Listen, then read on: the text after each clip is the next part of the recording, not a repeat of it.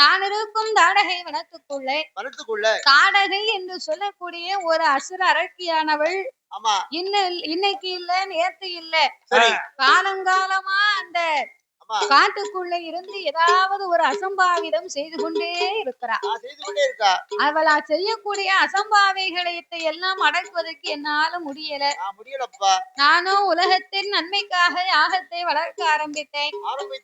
யாகத்தை வளர்க்கணும்னு யாகத்தை வளர்ப்பதற்கு ஏற்பாடுதான் செய்ய முடியதே தவிர என்னால நிறைவு செய்ய முடியல.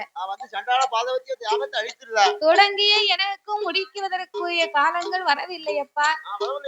நான் முடிக்கணும் நினைக்கக்கூடிய நேரத்துல இவ செய்யக்கூடிய அட்டகாசத்தை பார்த்தேன்னா அடே அப்பா கொஞ்சமா நஞ்சமா எச்சியை துப்புதா, தண்ணீரை கொண்டு ஊத்துதா, மாமிச மிருகங்களை அடித்து அதில் கொண்டு போடுதா, திருநீரை கழிக்கிறா.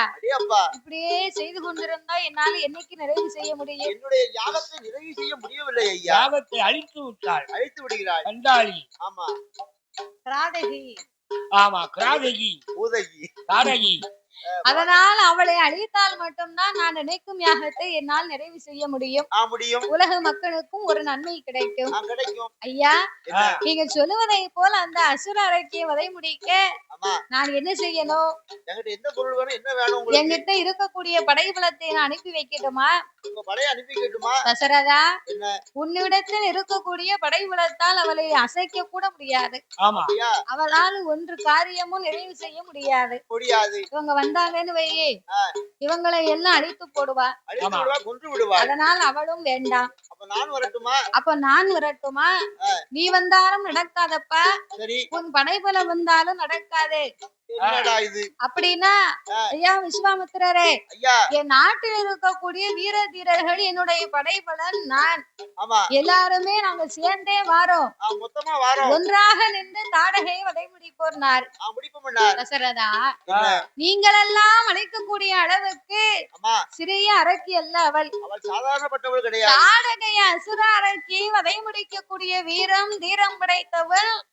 உன்னை விடவும் அதிகம் உள்ள வீரம் கொண்ட ஒரே ஒரு ஆண்மகன் உன் அரண்மனையில் இருக்கிறார். நமக்கு தெரியாம அந்த ஆண்மகன் யாரு? எனக்கு தெரியாத ஒரு வீரன் என்ன அரண்மனையிலா? யார் அவன்?